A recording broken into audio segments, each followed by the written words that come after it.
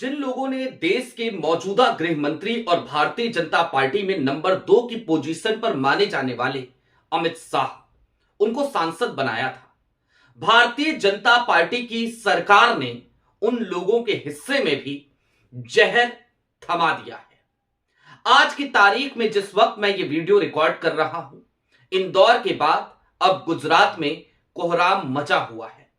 150 से ज्यादा लोग बीमार हैं और इनमें 104 तो सिर्फ और सिर्फ बच्चे हैं।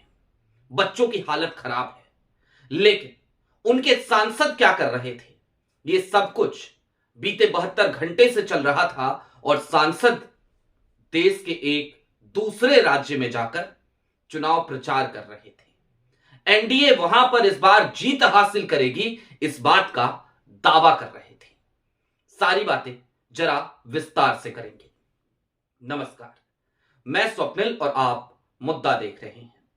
दोस्तों, आगे बढ़े उससे पहले वही छोटी सी अपील। मुद्दा इन दिनों एक गंभीर आर्थिक संकट से जूझ रहा है।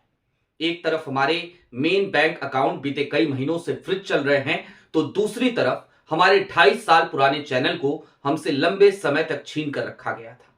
ऐसे डे टू डे ऑपरेशंस में मुद्दा को काफी मुश्किलों का सामना करना पड़ता है। लिहाजा आपसे गुजारिश है, यदि आप चाहें और यदि आपको मुद्दा की बेबाकी पसंद हो तो स्क्रीन पर दिख रहे क्यूआर कोड या फिर के नीचे दिख रहे यूपीआई नंबर के जरिए मुद्दा की छोटी छोटी मदद जरूर कीजिएगा। अब सीधे खबर की तरफ बढ़ते हैं, लेकिन उससे पहले मैं आपको याद दिला देना चाहता हूं हालिया दिनों का इंदौर।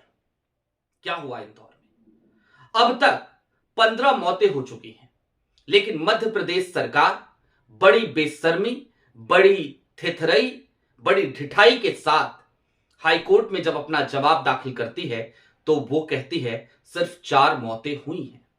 सोचिए, बाकी का आंकड़ा 11 मौतों का वो कहां गायब हो गया? कल की तारीख में फिर से सुनवाई होगी। वहां के जिस मंत्री के ऊपर इस बात की जिम्मेदारी थी और जो उस क्षेत्र के विधायक भी थे, यानी कि जिनके क्षेत्र में, जिनके विधानसभा के अंतर्गत भगीरथपुरा आता है, कैलाश विजयवर्गीय, जब उनसे पत्रकारों ने सवाल पूछा तो आपको याद होगा उन्होंने कहा था फोकट का सवाल है, घंटा घूम कर आए हो। इस तरीके की भाषा कैलाश विजयवर्गीय ने इस्तेमाल करी थी। खूब बवाल बचा तो माफी भी मांगी, लेकिन अब कैलाश विजयवर्गीय से इस बात की उम्मीद लगाई जा सकती है, और क्यों लगाई जा सकती है वो आज की खबर आपको बताएगी। आपकी स्क्रीन पर सबसे पहले दैनिक भास्कर की एक खबर है। इस खबर को जरा गौर से देखिए। दैनिक भास्कर की यह खबर आपको बताती है कि दरअसल गुजरात में और गुजरात के गांधीनगर में, इंदौर के बाद गांधीनगर में दूषित पानी, 104 बच्चे बीमार, अस्पताल में नए वार्ड खोलने पड़े, पाइपलाइन में लीकेज से पानी में सीवेज की गंदगी मिली। अब इस खबर पे और विस्तार से आपको बाकी जानकारियां दे उससे पहले मैं आपको कुछ और चीजें दिखा देना चाहता हूं। मसलन जब गुजरात में यह सब कुछ हो रहा था और यह संसदीय क्षेत्र है गांधीनगर, गांधीनगर से कोई और नहीं बल्कि अमित शाह, यानी कि देश के मौजूदा गृह मंत्री, वो सांसद हैं, तो वो क्या कर रहे थे? आपके स्क्रीन पर उनकी एक टाइमलाइन है ट्विटर की, उसको देखिए।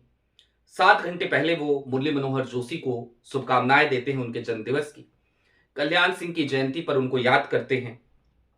इसके अलावा 16 घंटे पहले वो बीजेपी तमिलनाडु के कोर ग्रुप की मीटिंग लेते हैं तिरुचिरापल्ली में। 17 घंटे पहले वो एक जनसभा को संबोधित करते हैं। इसके अलावा वो तमाम चीजें, तमाम पोस्ट जो उनके टाइमलाइन पे आई, वो उसी से जुड़ी हुई रही। तमिलनाडु में चुनाव प्रचार के दौरान की तमाम चीजें, और मैं लगातार देखता गया कि क्या कुछ और मिलेगा। तो फिर एक दिन पहले पहुंचा तो पता चला अंडमान निकोबार का उनका विजिट था, उसकी तस्वीरें उन्होंने शेयर करी, और इस तरीके की तमाम चीजें वो करते हुए नजर आए। लेकिन दोस्तों, वो वहां के सांसद हैं, एक शब्द वो कह सकते थे। खबर में जरूर ये छपा है कि माननीय गृह मंत्री अमित शाह जी ने कलेक्टर से बात करी है। खबर इस बात की भी छपी है कि जिनके ऊपर ये जिम्मेदारी थी, यानी कि हर्ष सिंह भी, वो वहां पर पहुंचे थे। लेकिन मामला इतना छोटा होता तो क्या बात होती। मैं आपको सबसे पहले कुछ चीजें बता देता हूं इस मामले की। गुजरात की राजधानी है गांधीनगर, राजधानी है सनद रहे, और यहां पर गंदा पानी पीने से पिछले 3 दिनों में 104 बच्चे, 150 से ज्यादा लोग बीमार हो गए हैं। इनमें से 50% बच्चों को टाइफाइड हुआ है। हालात इतने बिगड़ चुके हैं गांधीनगर में कि सिविल अस्पताल में बच्चों को भर्ती करने के लिए नया वार्ड भी खोलना पड़ा है। इंदौर की तरह यहां भी पीने के पाइप की पाइपलाइन जो थी उसमें सीवेज की गंदगी मिल रही थी। शहर के सेक्टर 24, 28 और आदिवाड़ा इलाके के लोग इससे सबसे ज्यादा प्रभावित हैं। प्रशासन ने पानी की सप्लाई जांची तो 10 जगह लीकेज मिले, यानी कि जो पीने की पाइपलाइन जा रही थी उसमें 10 जगह सीवर का पानी जाकर के मिल रहा था। सोचिए ये किस तरीके की व्यवस्था है, और उससे भी ज्यादा कितना असंवेदनशील है ये माहौल कि मौजूदा गृह मंत्री उनके संसदीय क्षेत्र में बच्चे बिस्तर पर पड़े हैं, अस्पतालों में पड़े हैं, और मौजूदा गृह मंत्री वो चुनाव प्रचार में व्यस्त हैं। 75 स्वास्थ्य टीमें हालांकि अब तैनात कर दी गई हैं। 90,000 लोगों की जांच की जा चुकी है। यह ऑफिशियल आंकड़ा जो आ रहा है वो बता रहा हूं। गृह मंत्री अमित शाह और उप मुख्यमंत्री हर्ष सिंघवी ने भी मामले का संज्ञान लिया है। यह भी इस खबर में आया है, जैसा कि मैंने आपको बताया था।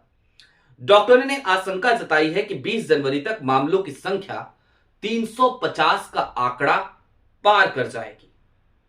अब 3 दिनों में बीमार बच्चों की संख्या कैसे बढ़ी है वो भी जरा जान लीजिए। सिविल अस्पताल के अधीक्षक डॉक्टर मीताबेन पारीक ने दैनिक भास्कर को बताया कि वर्तमान में 104 बच्चे अस्पताल में भर्ती हैं और पिछले 3 दिन में बीमार बच्चों की संख्या में 50% की बढ़ोतरी हुई है। सिविल अस्पताल 1 से 16 वर्ष की आयु के बच्चे सिविल अस्पताल में सबसे ज्यादा इस दूषित पानी से, इस जहर से, जहरीले पानी से वो प्रभावित हुए हैं। मीताबेन के अनुसार बच्चे तेज बुखार, पेट दर्द और उल्टी की शिकायत लेकर आ रहे हैं, जिन्हें फिलहाल फोर्थ फ्लूइड और एंटीबायोटिक्स देकर स्थिर किया जा रहा है। फिलहाल 104 बच्चों का इलाज F2 और E2 वार्डों में चल रहा है। मरीजों की संख्या इतनी बढ़ गई है कि प्रशासन को तुरंत एक नया वार्ड नंबर 604 शुरू करना पड़ा है। अब आपको कुछ चीजें और दिखा देता हूं मैं। मसलन एक तस्वीर देखिए, आपकी स्क्रीन पर है। सीवेज का पानी कई महीनों से ग्रामीणों के पास पहुंच रहा था। ग्रामीण इस बात की लगातार शिकायत कर रहे थे और दैनिक भास्कर से उन्होंने एक्सक्लूसिव जो बातचीत करी उसमें उन्होंने कहा कि ये कोई आज या कल का मामला नहीं है। ऐसा नहीं है कि ये 10 जगह जो लीकेज पाए गए हैं वो आज या कल में हो गए। ये कई महीनों से हम इसी तरीके का पानी पीने के लिए विवश थे। हालांकि मैं वो वीडियो नहीं चला सकता, वो दैनिक भास्कर की एक्सक्लूसिव प्रॉपर्टी है। इंदौर में मैंने शुरुआत में आपसे कहा था 15 मौतों का जिक्र किया था। दरअसल इंदौर में अब तक 16 मौतें हो चुकी हैं और यह मामला इंदौर से अलग हटकर अब गुजरात से आया है। गुजरात से क्या याद आता है आपको? मुझे याद आता है 2013-14 का वो साल और गुजरात मॉडल की जय जयकार। हर जगह PR, हर जगह एडवर्टीजमेंट, हर जगह प्रचार, और प्रचार में मुख्यतः ये कि जिस तरीके से मोदी जी ने गुजरात को संवारा है उसी तरीके से वो देश की तकदीर और तस्वीर को बदल डालेंगे। इसी PR स्टंट के साथ प्रधानमंत्री नरेंद्र मोदी सत्ता पर काबिज होते हैं। आज मैं ये पूछना चाहता हूं, गांधीनगर जो राजधानी है वहां पर यदि इस तरीके की चीजें हो रही हैं तो फिर ये काहे का गुजरात मॉडल है? और उससे भी बड़ी बात ये कि ये संसदीय क्षेत्र किसी और का नहीं है, बल्कि ये संसदीय क्षेत्र है देश के मौजूदा समय में नंबर 2 माने जाने वाले केंद्र सरकार में, यानी कि गृह मंत्री अमित शाह का। यूं तो भारतीय जनता पार्टी को लेकर भी ये कहा जाता है कि प्रधानमंत्री नरेंद्र मोदी के बाद अमित शाह, लेकिन भाजपा को करीब से जानने वाले लोग अच्छी तरीके से जानते हैं कि भाजपा में जो शाह साहब चाहते हैं वही होता है। मैं उन्हें नंबर 1 ही मानता हूं। तो जिस शाह साहब के इशारे पर भारतीय जनता पार्टी में बड़े से बड़ा फैसला यूं चुटकियों में हो जाता है। जिस शाह साहब के इशारे पर कोई भी भारतीय जनता पार्टी का मुख्यमंत्री अपने पद से इस्तीफा दे देता है और उसको रिप्लेस कर दिया जाता है।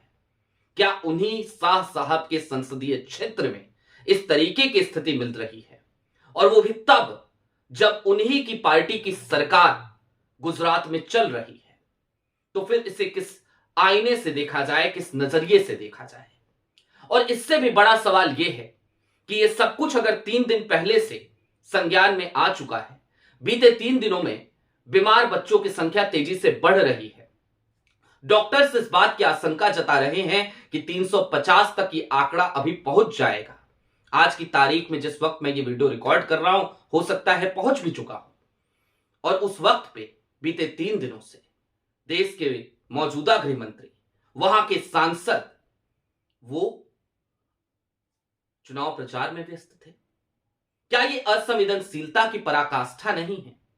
और इससे भी आगे एक बात मैं और यहां पर जोड़ देना चाहता हूं। दोस्तों, चलते चलते इस बात को समझिए और ये सवाल उठाना लाजमी भी है।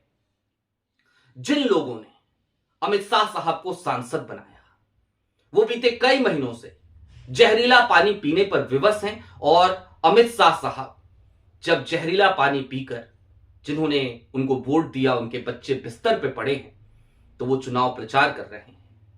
क्या इसे इस तरीके से नहीं देखा जाना चाहिए कि अमित शाह साहब ने अपने ही मतदाताओं को अनाथ सा छोड़ दिया?